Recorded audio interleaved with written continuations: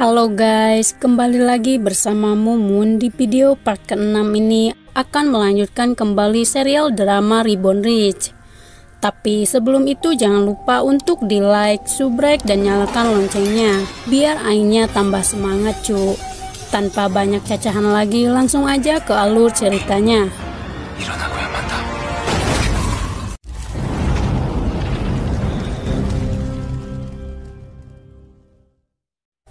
Di episode sebelumnya, Dojun berhasil memasang perangkap kepada bibinya, sehingga ia terbuai dengan keuntungan fantastis dari hasil investasi New Data Teknologi, membuatnya termakan provokasi dari Miracle Investment dengan hasrat dari bibinya yang sangat gelo berubah menjadi obsesi.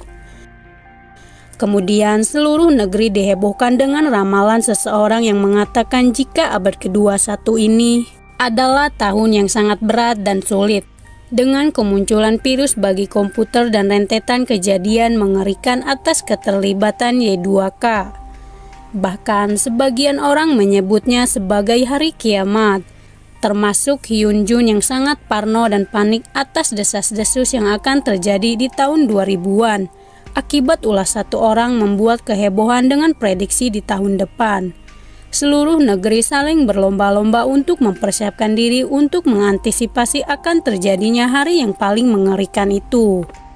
Di saat semua orang khawatir panik dengan hari itu, nampaknya berbeda dengan pimpinan yang Chul justru menawarkan kompensasi tidak terbatas kepada para investornya jika mereka bergabung dengan Sunyang Group. Promosi besar-besaran itu membuat pimpinan yang Chul berhasil mendapatkan keuntungan yang fantastis. Berkat Dojun, si kakek berhasil melalui krisis dari Y2K. Maka dari itu si kakek menawarkan sesuatu kepada Dojun apa yang dia inginkan dari kakeknya.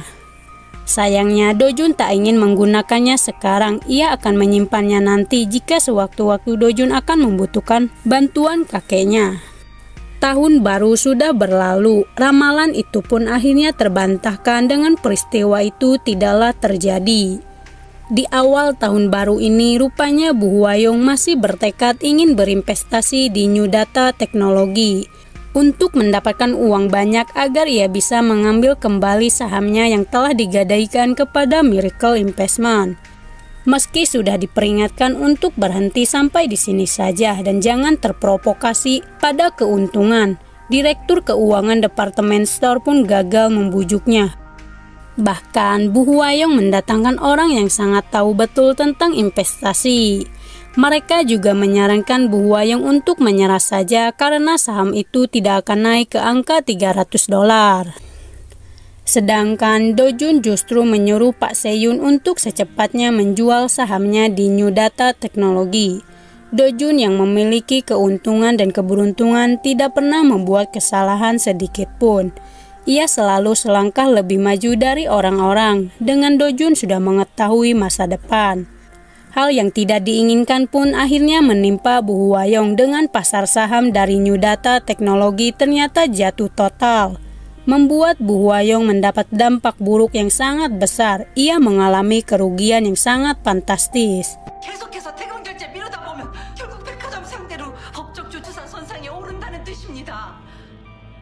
Di satu sisi, Min Yong akhirnya resmi diangkat menjadi seorang jaksa. Bahkan, ia diangkat menjadi salah satu duta ketidaksetaraan gender oleh atasannya. Dengan predikat itu membuatnya kesulitan untuk mendapatkan kasus. Mungkin lebih dianggap sebagai hiasan oleh kantor kejaksaan. Semua tindakan Min Yong sangat dibatasi oleh atasannya. Seringnya diperlakukan tak adil dan dibedakan karena ia adalah jaksa wanita. Ia pun protes atas pekerjaannya saat ini. Meski ia seorang jaksa tapi tidak pernah yang namanya mencicipi menangani kasus yang serius. Ia pun murka dan melampiaskannya pada sekitarnya. Kekesalannya semakin bertambah dengan Dojun tiba-tiba menghubunginya karena ingin membahas pekerjaan. Bukan menanyakan kondisinya. Setelah sekian lama tak pernah bertemu lagi, Dojun secara diam-diam memberikan informasi rahasia kejahatan yang dilakukan oleh bibinya. Dengan Bu Hwayong telah menggelapkan dana akibat keserakahannya. Tapi ia mempertanyakan kenapa Dojun memberitahukan informasi itu kepada seorang jaksa. Padahal mereka adalah keluarga yang memiliki ikatan darah. Dan mengetahui jika Dojun berambisi ingin menjadi salah satu ahli waris dari Sun Yang. Sekaligus memanfaatkan kekuasaan dengan mereka adalah seorang teman yang bisa saling mengandalkan. Awalnya Min Yong tidak tertarik dengan informasi rahasia itu bisa saja palsu. Tetapi ia juga menyadari jika informasi itu bisa saja fakta dengan informasi itu langsung dari sumber terpercaya, terkini dan aktual. Min Yong pun akhirnya setuju untuk mengambil kasus itu. Ia bersama timnya mencari tahu latar belakang perusahaan Sun Yang Department Store. Setelah ditelisik, mereka pun menemukan ada yang aneh dengan Sun Yang Deco. Singkatnya, Bu Huayong dihadapkan dengan kantornya sudah digeledah pihak kejaksaan atas kejahatan yang ia perbuat sudah tercium oleh pihak berwenang. Naasnya, Pak Changje bahkan tak bisa membantunya atas kejahatan yang diperbuat oleh istrinya. Meski ia mempunyai kekuasaan, Pak Changje enggan menggunakannya karena ia akan mengetahui jika terlibat akan mendapatkan masalah besar. Jadi, ia menyarankan untuk meminta bantuan pada ayahnya. 우리 아버지 알게 되면 난 정말 끝이야, 끝. 당장 네 아버지한테 가서 재롱을 떨든 무릎을 꿇든 한 번만 살려달라고. 미라클의 결정권자는 어디까지나. Namun, ia menyadari satu hal bahwa ia sudah masuk perangkap dari Dojun. Dengan keserakahan dari Bu Huayong membuatnya mulai mengalami kehancuran dengan perlahan. Tetapi semua orang tak bisa membantu Bu Huayong untuk membayar dana yang ia gunakan. Dengan berat hati dan ketakutan, mau tak mau Bu Huayong akhirnya meminta bantuan pada ayahnya untuk memberikan pinjaman uang agar ia bisa membayar para pegawai yang sudah beberapa bulan belum juga gajian. Dengan begitu ia akan terbebas. Namun itu tidak mudah bagi Bu Huayong dengan pimpinan yang cul, orangnya sangatlah keras. Tentu tindakan yang dilakukan oleh putri satu-satunya membuat ayahnya sangatlah marah besar. Dengan ulah putrinya membuat rugi besar perusahaan, sehingga pimpinan yang cul enggan membantu putrinya. Ia tak peduli dengan putrinya akan dipenjara, ia justru sangat khawatir dengan Sun Yang Group. Kini Bu Huayong terancam masuk jeruji besi atas kejahatan yang ia perbuat.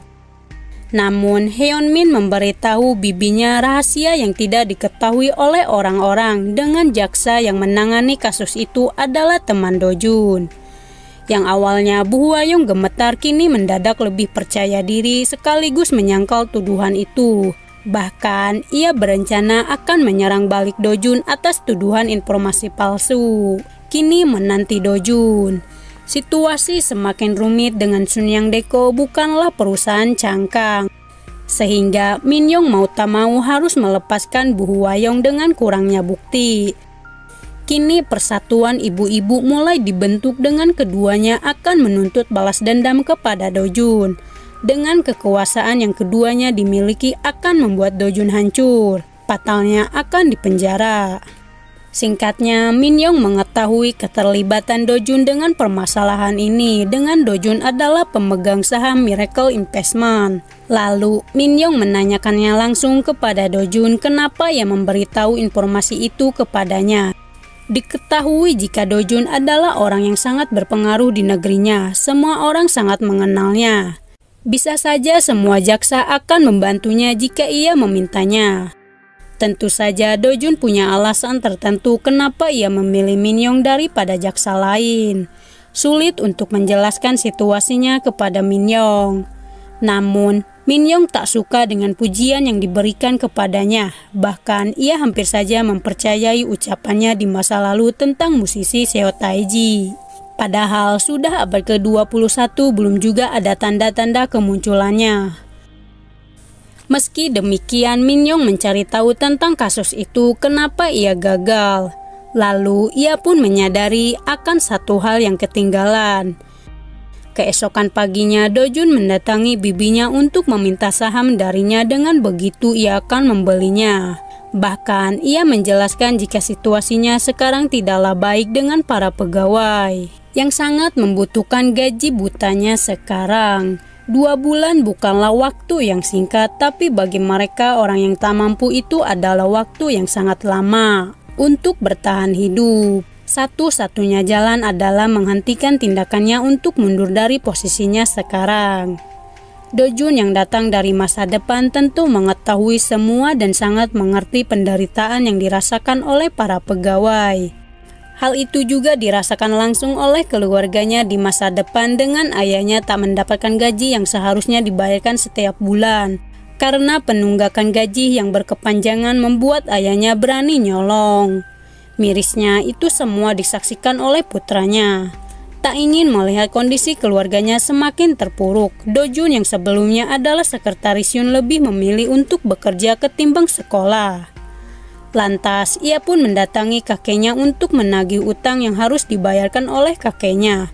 Do-jun akan mengungkapkan kejahatan dari bibinya di rapat dewan nantinya. Hal itu juga diketahui oleh Bu Hwa-young. Alih-alih mengakuinya atas kesalahan yang ia perbuat, justru Bu Hwa-young menyalahkannya pada Bu Im. Bahkan memintanya untuk menggantikan posisinya di penjara dengan ia mengakui semua kesalahan yang tak pernah Bu Im lakukan. Akan menjadikannya menjadi anjing setia dari Bu Hwa-young. Meski bayaran yang didapatnya tak sebanding dengan kesetiaan yang ia peroleh. Namun di balik semua itu ia rupanya sudah mengantisipasi akan terjadinya kejadian yang tidak diinginkan. Bu Im diam-diam merekam semua pembicaraan keduanya ketika Bu Hwa-young mulai terobsesi dengan investasi itu. Do-jun memintanya untuk memberikan rekaman itu kepada kejaksaan dan mengungkap kejahatan yang dilakukan oleh atasannya. Tentu saja itu tidak mudah dengan Bu Im mempunyai prinsip yang tidak pernah dilanggar untuk mengkhianati atasannya. Singkat cerita, Do-jun pun gagal mengungkap penggelapan dana yang disalahgunakan oleh Bu Hwa-young dengan Bu Im sudah diculik di tengah perjalanan. Ditambah Min-young nampaknya berpihak pada Bu Hwa-young. Namun itu semua adalah jebakan untuk mengelabui Bu Hwa-young karena Do-jun mengetahui jika bibinya sangatlah licik.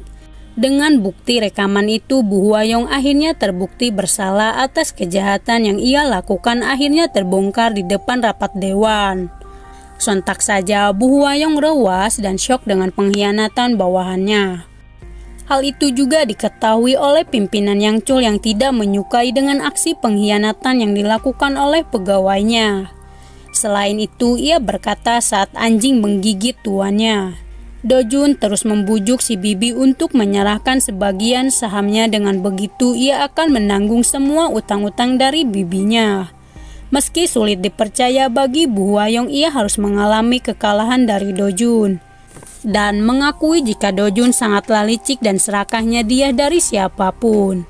Dengan berat hati, Bu Hwa-young memindahkan sahamnya kepada Miracle Investment. Do-jun berhasil membalaskan dendam kepada keluarganya dengan salah satu keluarga mulai berjatuhan. Kini ia pun semakin berambisi untuk sebanyak mungkin membeli saham Sunyang Group dan mencari target selanjutnya. Di tempat berbeda, Min-young menentang keputusan atasannya terhadap kasus yang ia tangani dihentikan. Ia sangat protes akan hal itu, meski Bu Hwa-young telah mengganti rugi, tapi tetap saja ia harus dihukum. Pada akhirnya, Min-young harus mengakui jika kekuasaan dan uang lebih tinggi sekaligus membungkam semuanya. Akibat permasalahan yang tumpang tindih ini membuat kondisi pimpinan Yangchul mulai kambuh dengan rentetan masalah ini.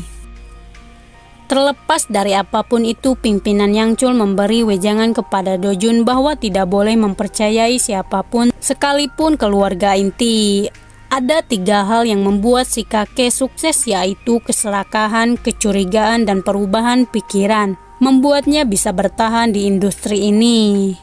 Scene beralih dengan Min-young bersama Do-jun di salah satu kedai makanan. Saat itu kondisi Min-young cukup berantakan dengan permasalahan di pekerjaan. Untuk kesekian kalinya ia dihadapkan dengan pembohongan yang ia dapat karena terus-terusan mempercayai ucapan dari Do-jun. Kali ini Min-young tak akan termakan lagi dengan ucapan Do-jun yang seolah-olah mengetahui apa yang akan terjadi di masa depan. Lalu ia pun memutuskan untuk pergi dengan rasa kekecewaan terhadap Dojun, sekaligus menegaskan kalau dirinya tak akan bisa menjadi jaksa hebat yang dikatakan oleh Dojun. Singkatnya, Dojun baru teringat jika hari ini adalah kembalinya musisi Seo Taiji. Dengan kemunculannya sudah ditunggu-tunggu oleh sebagian orang termasuk Minyoung. Lantas Dojun mengejar Minyoung untuk menunjukkan semua ucapannya adalah benar. Ia tidak pernah sekalipun berbohong. Bibirnya langsung maju. Hei, cupang, cupang, cupang. Itu namanya cupang, cupang, cupang. Ketek gua basah. Di pagi harinya seluruh negeri dihebohkan dengan pinjaman darurat IMF dibayar lebih awal. Sebagian orang sangat bahagia akan kabar baik tersebut termasuk Dojun dan pimpinan Yang Chul. Pimpinan Yang Chul berencana akan mendirikan perusahaan baru yaitu perusahaan induk keuangan Sunyang. Menentang regulasi politik untuk memperkuat afiliasi terkait keuangan. Tentu tindakan itu tidak disetujui oleh kedua anaknya dengan ayahnya memisahkan modal industri dan keuangan. Ternyata Pak Dongki mengetahui jika ayahnya mempunyai penyakit mematikan dengan ia mulai bertindak cepat sebelum ajal menjemput. Sudah mempersiapkan siapakah penerusnya yang sangat ideal menurutnya. Di samping itu, Hyunmin diam-diam menyimak semua percakapan antara ayah mertua dan kakek mertua. Tentu saja gerak-geriknya menunjukkan sikap mencurigakan dengan ia terlihat tak tertarik tapi nyatanya lebih licik dari dugaan mereka. Ayah dan menantu bersikeras untuk membawa kembali ahli waris generasi ketiga dengan menunjukkan beberapa foto kedekatan Seongjun bersama para pegawai yang nampaknya kurang disukai oleh kakeknya. Seperti yang selalu dikatakan oleh pimpinan ketika anjing peliharaan mulai menggigit majikannya, dengan kata lain pengkhianatan akan terjadi sewaktu-waktu. Di sore harinya Dojun bersama Minyoung akhirnya bisa berkencan dan menikmati momen-momen masa pacarannya. Tapi tetap saja pembicaraan mereka selalu mengarah tentang pekerjaan. Meski demikian, nampaknya Minyoung mulai mengkhawatirkan kekasihnya. Semoga ia tidak terlibat dengan manipulasi pasar saham seperti New Data Teknologi. Tak lama, hal yang tadi inginkan pun terjadi dengan ulah dari Hyunmin berhasil membuat perusahaan Dojun menjadi tidak tenang. Untuk kedua kalinya ia harus berhadapan dengan pihak berwenang atas tuduhan yang mengatakan jika Dojun terlibat dalam manipulasi pasar saham. Membuat kegaduhan satu negeri atas keterlibatan ahli waris generasi ketiga ini. Semua orang tertuju pada kasus ini. Dengan kejaksaan dan majalah terlalu menggembar-gemborkan padahal itu belum terbukti kebenarannya, sehingga memancing opini publik terhadap Dojun. Hal itu membuat Minyoung marah terhadap atasannya. Ia akan membuktikan jika kekasihnya tidaklah seperti itu. Insiden itu membuat para investor berlarian enggan bekerja sama lagi dengan Miracle Investment, membuat perusahaan Dojun akan mengalami kerugian besar. Maka dari itu Dojun ingin menjelaskan bahwa ia tak bersalah dalam manipulasi saham kepada kakeknya, agar nama Sunyang tidak tercoreng karena ia merupakan cucu pendiri Sunyang Group. Untuk kesekian kalinya Hyunmin berpura-pura baik kepada Dojun. Bahkan ia menawarkan bantuannya. Kenyataannya ia adalah musuh dalam selimut. Awalnya si kakek ingin membantu Dojun agar para warga tidak beropini buruk kepada Dojun. Dengan ia akan mencoba membujuk pihak kejaksaan pusat. Akan tetapi Pak Dongki menghentikannya untuk membantu Dojun. Dengan ucapannya itu, Pak Dongki berhasil membuat ayahnya mempercayai ucapannya, bahwa satu-satunya jalan adalah mengambil alih Miracle Investment dan menjadikannya sebagai bagian dari Sunyang Investment. Sontak saja Dojun panik dengan ucapan dari pamannya mulai disetujui oleh kakeknya. Lantas Dojun memohon kepada kakeknya untuk memberikannya waktu, bahwa ia berjanji akan membuat keadaan seperti semula lagi dan kembali normal. Di balik penderitaan yang Dojun alami, ada orang-orang yang bahagia melihat Dojun jatuh. Singkatnya, setelah memikirkannya selama beberapa menit, Dojun mempunyai strategi bagus untuk melawan balik. Namun, itu akan ditentang oleh Pak Sehun atas rencana Dojun. Dengan saham di luar negeri yang dimiliki oleh Miracle Investment akan dilikuidasikan untuk memecahkan permasalahan ini. Upaya Pak Sehun pun untuk mencegahnya gagal dengan Dojun sangat keras kepala. Di tempat berbeda, Pak Dongki ingin menghentikan jalan ninja Dojun sebagai ahli waris generasi ketiga. Dengan rencana yang matang, Pak Dongki sangat yakin jika rencananya akan berjalan dengan lancar. Namun, Sekretaris Beck meramalkan kalau Dojun akan diberkati kekayaan, ketenaran melampaui orang lain meski ia berada dalam situasi sulit. Jika Dojun berhasil menanganinya, itu akan menjadi keberuntungan bagi Dojun. Pak Dongki menyuruh Ha In-suk untuk kembali melaporkan yang harus ia laporkan saat ini. Ia pun berhasil mengetahui tentang apa yang akan dilakukan oleh Dojun menangani masalah rumit ini setelah melihat portofolio Miracle Investment. Pak Dongki sangat tertarik dengan Dojun berinvestasi di pasar saham luar negeri, sehingga ia pun mengikuti jejak Dojun agar tidak ketinggalan. Tanpa sadar jika Ha In-suk bukan lagi orang yang setia pada Pak Dongki, ia sudah berpaling untuk mengikuti perintah apapun yang akan diperintahkan oleh Dojun. Hal itu membuat Ha In-suk harus berpura-pura mengkhianati Dojun dan menjadi agen ganda. Strategi Dojun kali ini menargetkan kehancuran dari pamannya karena telah berani mengusiknya. Dojun menyadari akan satu hal, bahwa ia bisa mengubah takdirnya, sama seperti orang-orang yang pernah ia selamatkan. Di pagi harinya, para pelaku industri dibuat tercengang dengan insiden mengerikan di Amerika dengan gedung World Trade Center dihantam oleh pesawat, membuat pasar Amerika ditutup 4 hari ke depan. Hal itu membuat panas dingin dengan Pak Dongki telah berinvestasi mengikuti jejak Dojun. Tanpa sadar kalau Dojun telah lebih dulu melikuidasikannya sehingga ia tidak mengalami kerugian yang seharusnya Pak Dongki untung malah buntung. Keanehan terus dirasakan oleh Pak Sehun dengan tindakan Dojun selalu selangkah lebih maju. Alih-alih mengikuti arus agar tidak mengalami kerugian, justru Dojun akan berlawanan dengan ia berencana membeli saham blue chip. Kini Dojun bersama timnya mendapatkan hasil yang sangat mencengangkan atas promosi besar-besaran yang dilakukan oleh Miracle Investment. Berhasil menggait para investor, kini situasi semakin menarik dengan Dojun kembali naik ke posisi teratas dengan keuntungan yang ia peroleh. Hal itu juga diketahui oleh pimpinan Yang Chul dengan Dojun berhasil bangkit sekaligus bak mendapatkan durian runtuh. Namun naasnya, Pak Dongki harus gigit jari dengan ia sudah masuk jebakan Dojun membuatnya dalam masalah besar. Kini saatnya Dojun menunjukkan akan kemampuannya mengelola perusahaan. Sangatlah handal daripada paman dan bibinya.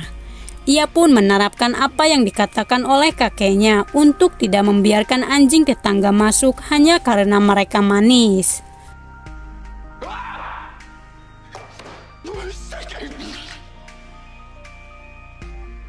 Kedatangan Dojun ingin balas dendam kepada Pak Dongki atas tempo hari ketika si paman ingin merampas perusahaannya. Kini keadaan telah berubah. Dojun ingin mengakuisisi Sun Yang Investment. Dengan situasi sulit, Pak Dongki tak bisa diselesaikan. Tentu ia pun kesal kepada Dojun. Ia bertekad tidak akan membiarkan Dojun mengakuisisi Sun Yang Investment. Pada akhirnya, Pak Dongki mau tak mau memberikan perusahaan itu kepada Dojun, dengan ia tak bisa menanganinya. Dengan kondisi mabuk, Pak Dongki membuat keributan di depan semuanya atas kehancurannya tak jauh berbeda dengan saudarinya, membuat semua orang tertuju pada Pak Dongki. Di samping itu, pimpinan Yang Chul merasa kesal dengan semua orang terus menyalahkan Dojun. Padahal kenyataannya mereka tak bisa menangani situasi ini dengan baik.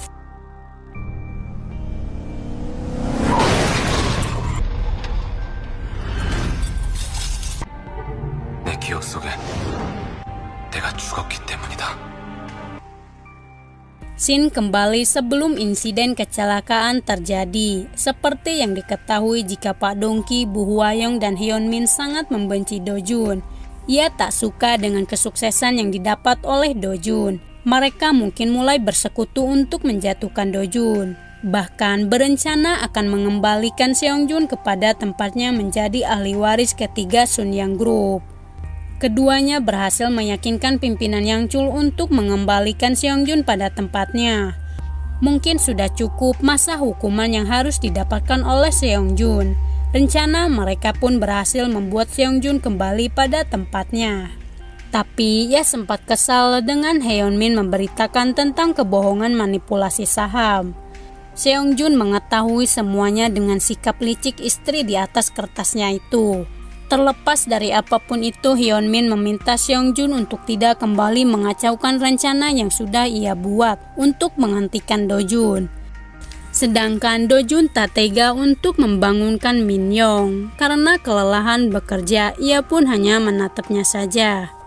Tanpa diduga, Min Yong terbangun dan langsung bicara banyak bahwa ia sudah bekerja keras untuk membuktikan jika kekasihnya tak membuat kejahatan. Serta tuduhan palsu itu tidaklah benar. Seongjun yang kembali dari pengasingan mendapat kabar jika perusahaan induk keuangan Sunyang akan mengendalikan rencana suksesi Sunyang yang akan menjadi pemimpinnya. Ia pun mengetahui rumor kuat jika Do Jun akan mengelola perusahaan induk Sunyang.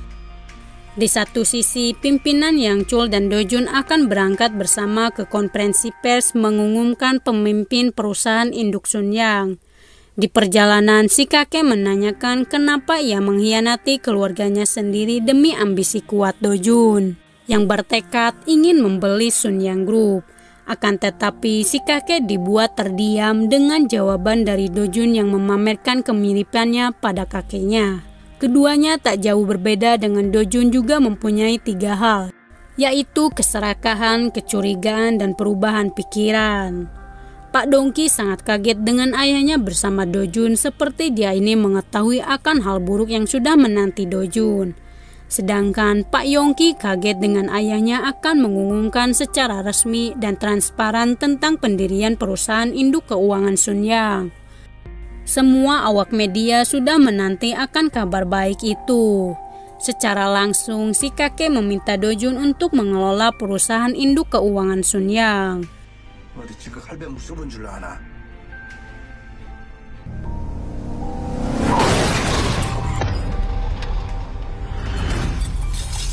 Secara mengejutkan, Do Jun dan sekretaris Yoon memiliki wajah yang sama, tetapi di masa depan Do Jun sudah meninggal.